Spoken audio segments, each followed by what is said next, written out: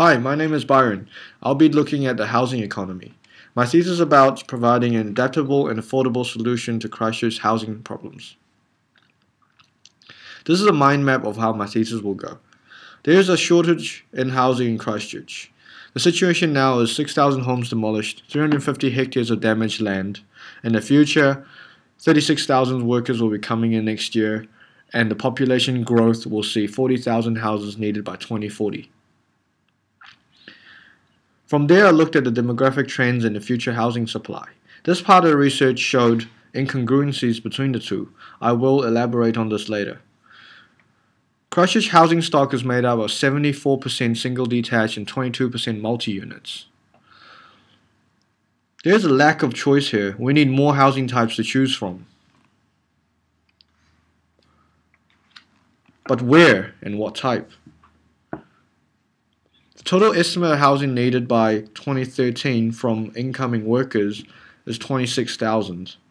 And the total estimate of housing needed by population growth in the next 20 years is 40,000. Peter Townsend quoted that the simple way that I look at this is we've effectively lost an ash burden inside our city. If you look at the houses that's been destroyed, and if we're going to accommodate those 20 to 30,000 workers, plus in many cases their families, then we need another 2 Ashburdens. My market research shows that there are limited choices for the home buyers in Christchurch, and there's a mismatch between the demographics and housing stock. With single detached housing comprising of 74% and only 22% of multi-units, there's a huge opportunity for the city to consider new types of housing for its rebuild. A quarter of houses are occupied by one person and over a third only contain 2. Although nearly 60% of all local households are made up of 1 or 2 people, our housing stock continues to be dominated by large standalone homes, 2/3 of which have 3 or more bedrooms. Christchurch's population is also predicted to be an aging one, with an increase in the over 45 age group. Projections show single-person households will almost double in the next 20 years. There will also be more couples without children, with projections doubling in the next 20 years as well. This paired with an aging population equals an increase in empty nesters. This mismatch between smaller households and large size of average Christchurch house is leading to a significant imbalance in the supply and demand. There is a hidden cost for cheaper housing near the fringes of the city. Many people do not consider the time and money spent on transport and infrastructure. In a study of 27 American metropolitan areas found that the cost of commuting cancels any savings on lower-priced suburban homes. Petrol prices are only going to go up, and anyone who drives will know that parking in the city is super expensive. Just by walking or cycling to work when you live in the city, you will save $6,500 of petrol, 156 hours of sitting in the car, 1.3 tons of CO2 emissions produced by you sitting in the car, and you will burn calories while you go to work. There's a false sense of affordability when we build out in the fringe lands. The hidden costs to provide infrastructure out to the new suburbs and the cost of daily commute are overlooked. City land may be more expensive, but we build denser and share the cost of land and use existing infrastructure. It is more economical and sustainable. The Greater Christchurch Urban Development Strategy aims to achieve 40 to 60% urban redevelopment. Intensification leads to 40% less land use and 150 million less infrastructural cost. By starting new suburbs on the edge of the city, we only build houses, not communities. We are also burdened with the expense of new infrastructure and increased commuting times. Where we live have a large impact on how we live. Many of us live on one side of the town, send the kids to the other side, and work somewhere else. This equates to a lot of traveling, normally in a car, like in Jackie's presentation. There is a cost-benefit trade-off. Depending on where we live, access to amenities, transport, fuel costs, and land prices should all be carefully considered by the user. Choosing a location that suits is key. And for Christchurch's future communities to grow, we need to build housing that can be adaptable to any location. So, where do we work? Looking at this map, we show employment density of Christchurch, and we see a clear pattern of concentration in the inner city. Employment within the 4 Avs accounts for almost 30% of the total employment in Christchurch. Now we look at amenities that's in Christchurch. It's again scattered around the CBD, thus more reason to build where existing infrastructure and amenities are located.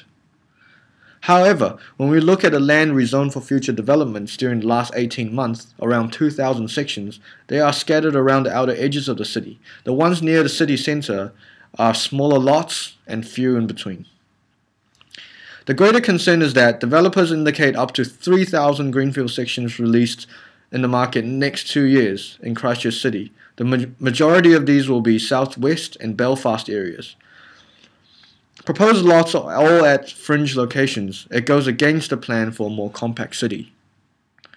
Currently, there are around 62 hectares of demolished sites in inner city areas. These sites are prime locations for new housing developments. It's a great opportunity to introduce test alternative housing within the inner city. This diagram shows the points of interest after collating all the data maps from my research. It links to vacant land lots, land prices, proximity to amenities, focal points, and railway link, according to Alex's innovation thesis.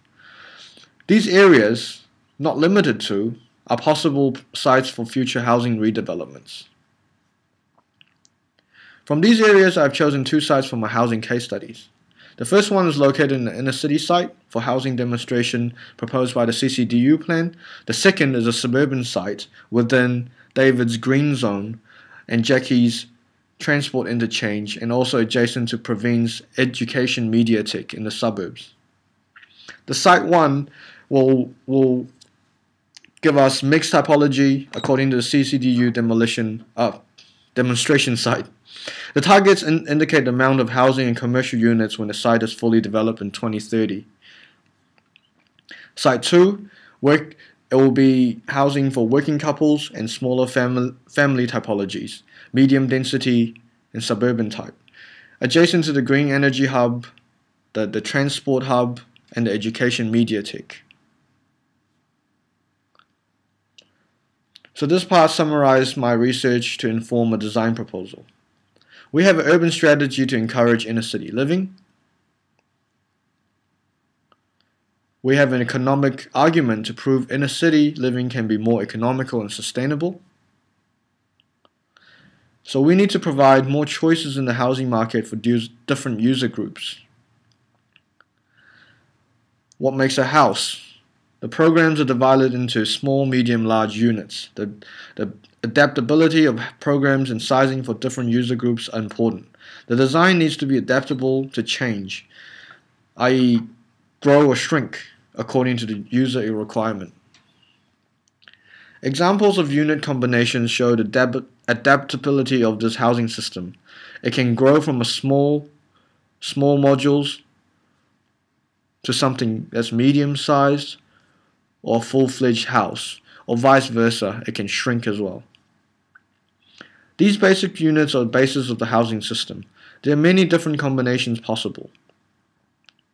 This is just one of many examples showing how units can be combined into a dwelling. The user decides on different program for the dwelling. This particular combination is 72 square meters when combined together. This is how it might look like. The beauty of the system is that it allows user to have a lot of control over their dwelling. It's modular, so not can you add or remove units. The exterior and interior panels can be easily changed. This allows control over the relationship of the building to the changing environment. In a way, it allows the building to be adaptable to its environment. There are no limits on how you can modify the interior to suit the needs of the user. Since you can change entire panels, it allows endless combinations. What the facade will eventually look like depends on the user's preference. An exoskeleton made of glulam box sections is designed for stacking the units. This frame-like structure will grow or shrink according to the growth of the modules. This system is customizable all the way down to the bone by using the WikiHouse construction method. WikiHouse is an open source construction set. It aims to allow anyone to design, download, and print CNC milled houses and components which can be assembled with minimal tools and skills. You can check them out at wikihouse.cc. Panels are easily interchangeable for varying facade finishes according to user preference, giving the user control over size, design, style, and cost. This system provides an adaptable way of building. This part we look at the inner city case study. The site is located in the corner of Madras and Amar Street in the city centre. The site is zoned for a housing demonstration in the CCDU plan. The future expansion possibilities along the green frame for this site is great because you can use empty lots up and down the green frame if the economy picks up, taking available land in the inner city back for housing. There are some simple planning rules for the housing units. At least one side of the unit will face greenery. Northeast facing facades will act as wind dampers. Smaller units will always attach to larger units. Green connectors will separate each dwelling. The street-facing units will be used for commercial purposes, removing units for street access. This is a diagram showing how I've planned the site. First is to maximize the building area. Second is to maximize the building envelope or the building height. The building heights are controlled according to surrounding context. Then green corridors are introduced to connect these different land lots. Courtyards are then cut into these sites.